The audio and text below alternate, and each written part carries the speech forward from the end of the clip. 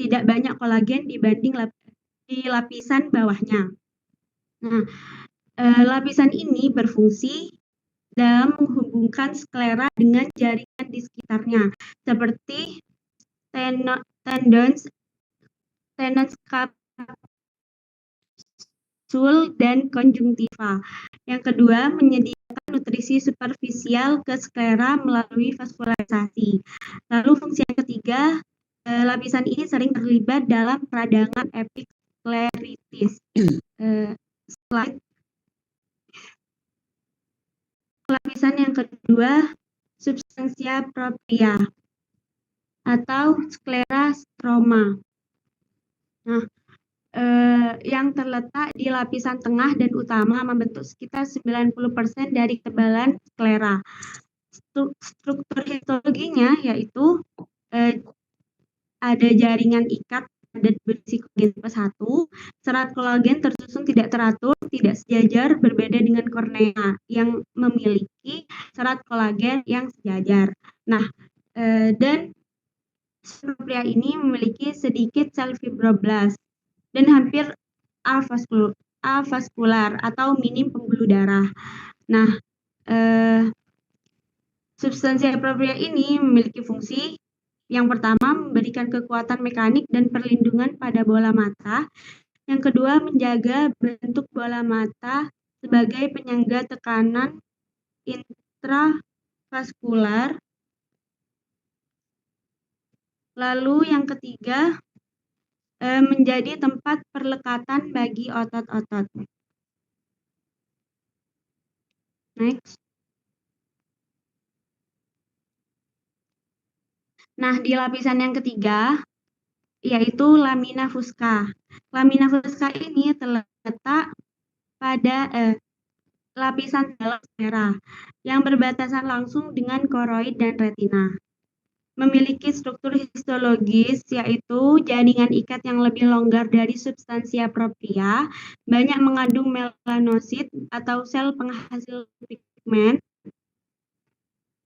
dan serat kolagen serta elastin lebih jauh dan lebih halus, yang berfungsi untuk menjembani sklera dengan koroid.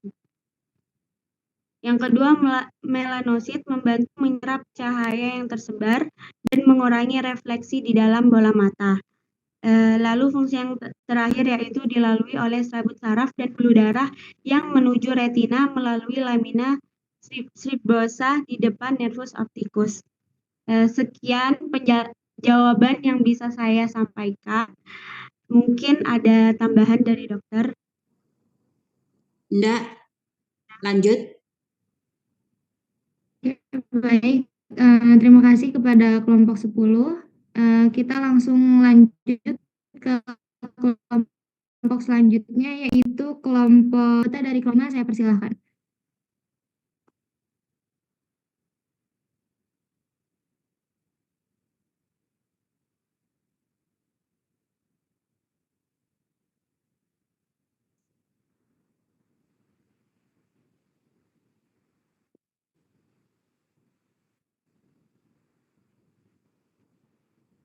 Izin menjelaskan.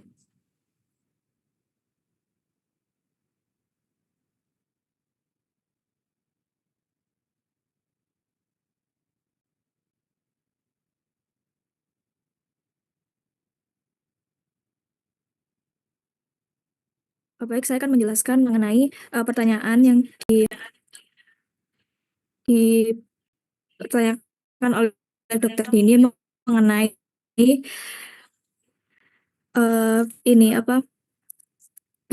terjadinya anosmia ketika ada infeksi COVID-19. Ketika ada virus COVID itu akan masuk ke dalam rongga hidung, maka akan diterima oleh reseptor pada sel penyokong yaitu ACE2 dan TMPRSS2, yang kedua reseptor ini masuk bagi virus COVID-19.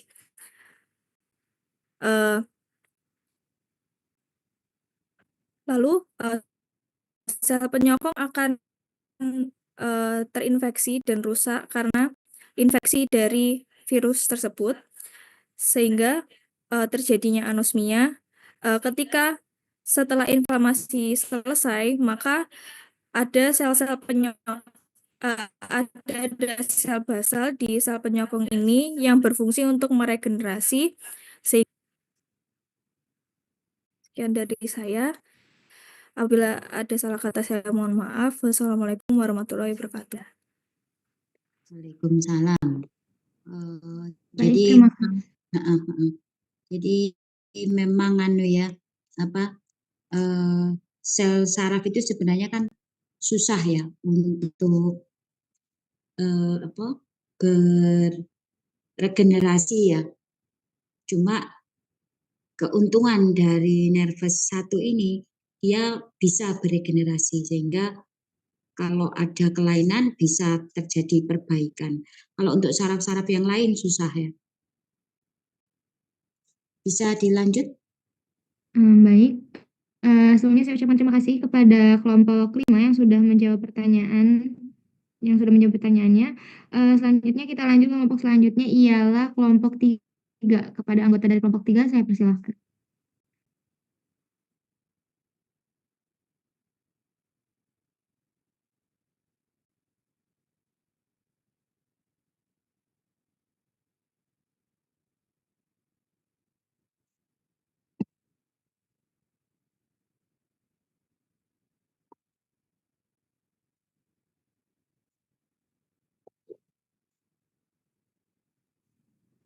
Baik, apakah ada anggota dari kelompok 3? Dari kelompok kami tidak ada pertanyaan. Ya, baik, terima kasih sebelumnya Kak. Baik, dikarenakan dari kelompok 3 tidak ada pertanyaan, kita langsung lanjut ke selanjutnya ialah kelompok 9. Kepada kelompok 9 saya persilahkan.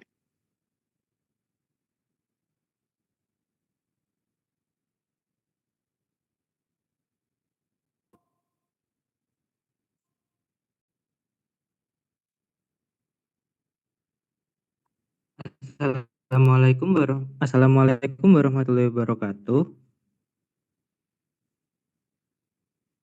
Waalaikumsalam warahmatullahi wabarakatuh.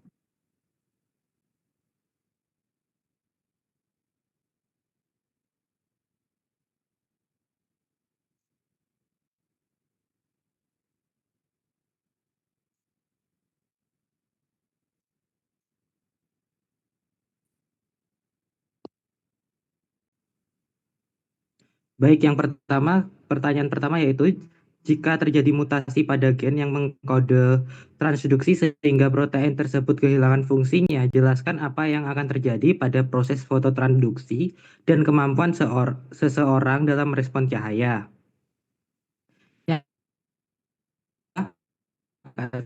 Masih membaca pertanyaan. Yang kedua yaitu defisiensi vitamin A, apakah pengaruh pada retina penglihatan seseorang. Yang ketiga, jika dapat melihat meskipun hanya bayang-bayang gelap. Yang terakhir yaitu jika tidak punya sel ganglion di fovea centralis, apa sinyal masih bisa dikirim ke otak? Baik.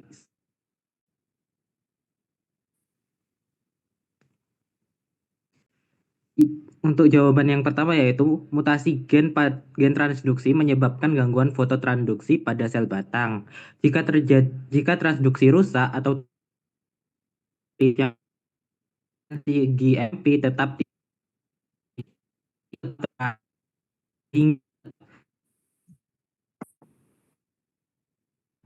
terus dilepas sehingga tidak ada sel sinyal cahaya yang sampai ke otak dan memiliki dampak yaitu sel batang gagal merespon cahaya, otak tidak mendeteksi adanya cahaya, terjadi gangguan penglihatan dalam gelap atau night blast atau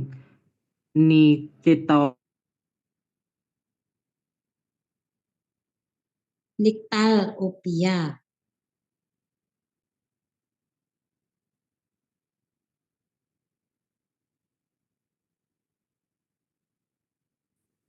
Iya kah?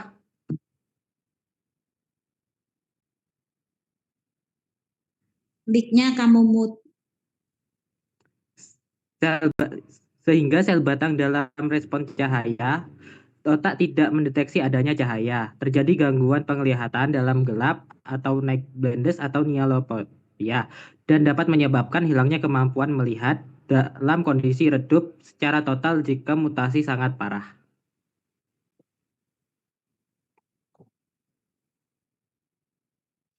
Defisiensi vitamin A apakah berpengaruh pada retina dan penglihatan seseorang? Defisiensi vitamin A sangat berpengaruh pada retina dan penglihatan seseorang. Dikarenakan A berperan dalam pembentukan rhodopsin, yaitu pigmen yang terdapat di retina khususnya sel batang yang dibutuhkan untuk melihat dalam kondisi cahaya redup.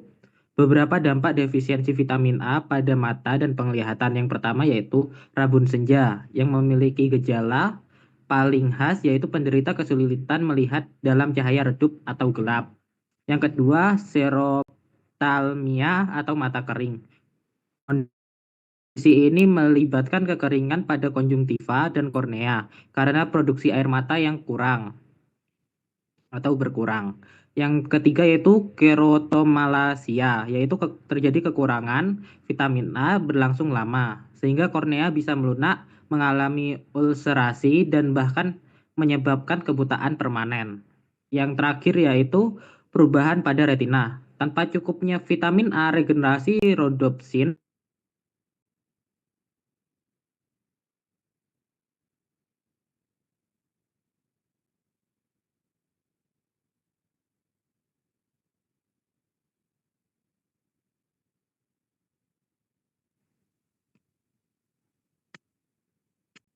Jadi vitamin A sangat krusial untuk fungsi visual, terutama untuk penglihatan malam dan kesehatan dari struktur mata.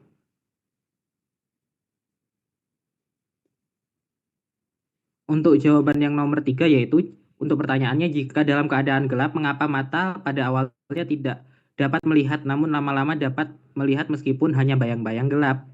Itu dikarenakan proses adaptasi gelap. Ketika masuk ke tempat gelap, mata butuh waktu untuk menyesuaikan karena rhodopsin di retina, terutama di sel batang, belum terbentuk cukup. Rhodopsin adalah pigmen yang sensitif terhadap cahaya rendah. Awalnya kita tidak bisa melihat karena rhodopsin habis digunakan saat di tempat terang. Lama-lama rhodopsin kembali terbentuk sehingga mata bisa mulai menangkap cahaya yang sangat minim dan mulai melihat bayang-bayang gelap. Proses ini memakan waktu sekitar 20-30 menit untuk adaptasi penuh. Yang selanjutnya yaitu terakhir, jika tidak punya sel ganglion di fovea centralis, apa sinyal masih bisa dikirim ke otak? Jawabannya bisa. Fovea centralis memang tidak sel ganglion secara langsung di bagian tengahnya atau foveola. Karena di sana adalah area dengan konsentrasi sel kerucut konsels paling tinggi dan struktur retina di bagian itu sangat tipis supaya cahaya bisa langsung mengenai sel fotoreseptor dan langsung diubah.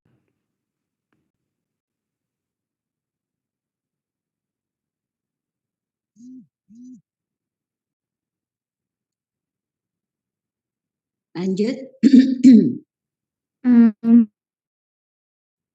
Baik, terima kasih.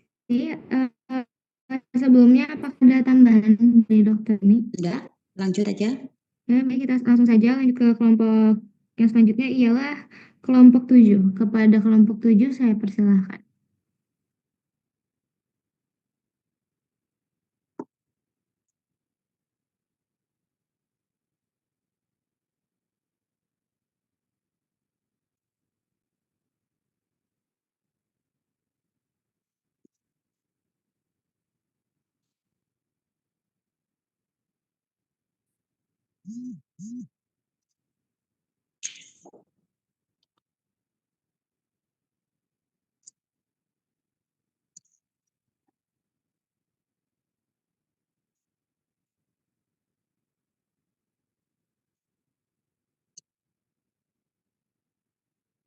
Mohon maaf, kelompok 7 tidak ada. Baik, terima kasih. Kita langsung saja ke kelompok berikutnya adalah kelompok 4 kepada anggota dari kelompok 4 saya persilakan.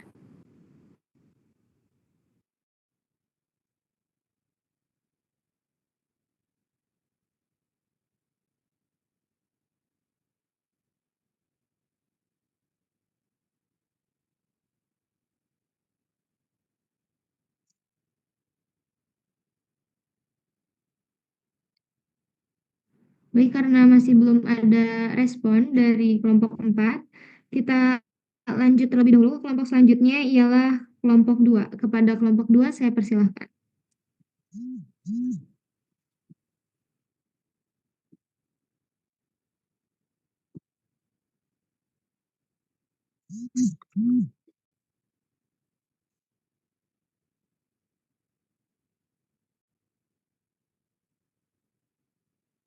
Baik, sebelumnya di sini saya Kemal Anita izin untuk menjawab pertanyaan dari Dokter Dini kemarin tentang pada penyakit nervus kranial apa yang mengalami gangguan.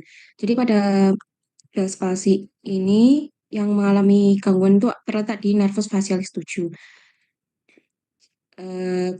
Untuk Bell's palsy sendiri itu merupakan paralisis dari facial idiopatik sebagai kelemahan wajah yang bersifat akut dan mengenai saraf tunggal unilateral dan termasuk juga kelemahan facial neuron atau elemen.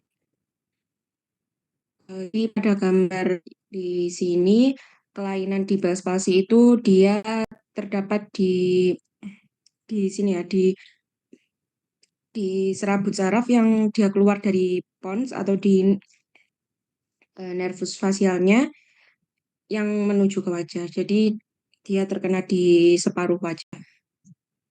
Mungkin sekian jawaban dari kami. Saya kembalikan ke Baik, saya ucapkan terima kasih kepada kelompok 2. Selanjutnya kita lanjut kembali ke kelompok 4. Apakah sudah siap?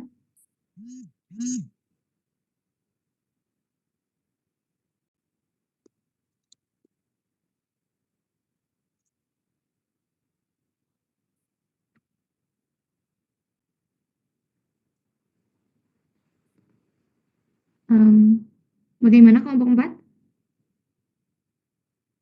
Sebentar.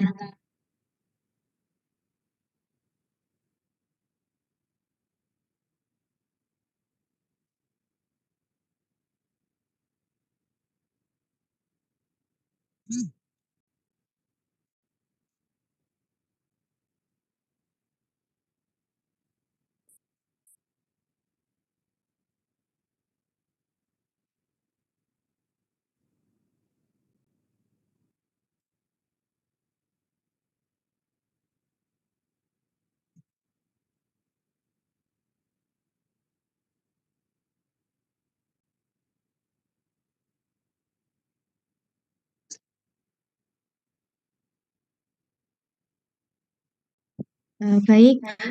Assalamualaikum warahmatullahi wabarakatuh. Jadi di sini saya perwakilan kelompok 4 akan menjawab pertanyaan yaitu perbedaan antara fasciculus longitudinalis medialis atau FLM dan rostral interstitial nucleus atau RIMLF. Nah, dari kategori lokasi, FLM ini terletak di otak tengah, yaitu membentang dari mesencephalon hingga ke belah atas. Jadi untuk RIMLF itu terletak di otak tengah juga, tapi tepatnya itu di daerah mesencephalon dekat dengan FLM. Kemudian dari kategori perannya, FLM itu berperan dalam mengintegrasikan informasi visual dan motorik untuk mengontrol gerakan mata secara umum, terutama gerakan mata horizontal. Kemudian untuk RIMLF itu berperan dalam mengatur gerakan mata vertikal, yaitu terutama gerakan mata ke atas dan ke bawah.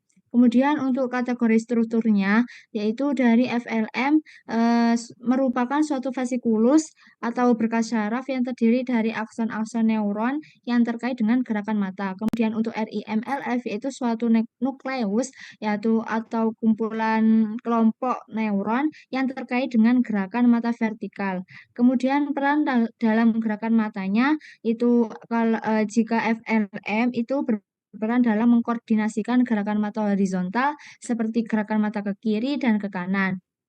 Yang RIMLF itu mengkoordinasikan gerakan mata vertikal seperti gerakan mata ke atas dan ke bawah. Terima kasih.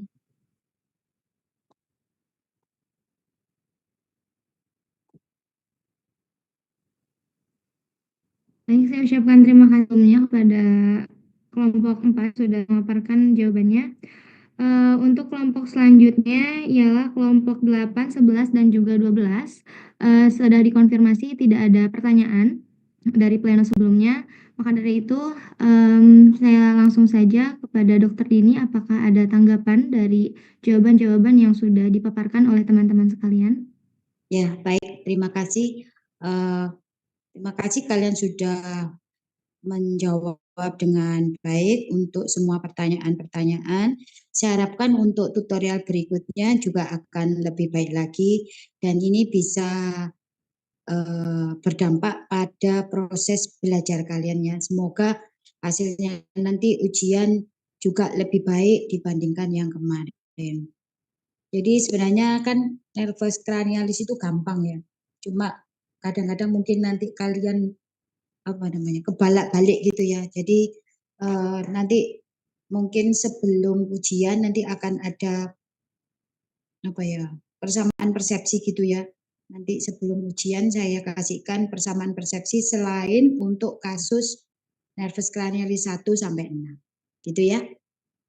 Supaya harapan saya kalian bisa betul-betul paham untuk nervus cranialis, nervus spinalis, dan nervus autonomus. Ya, baik kalau sudah bisa kita akhiri mungkin.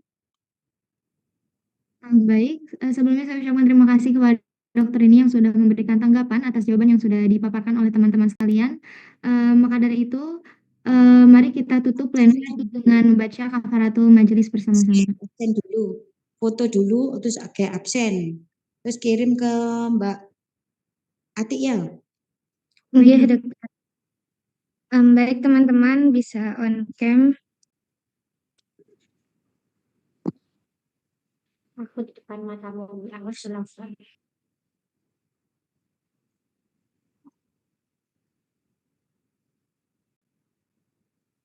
Baik, izin mengambil fotonya ya. 1, 2, 3. 1, 2, 3. 1, 2, 3.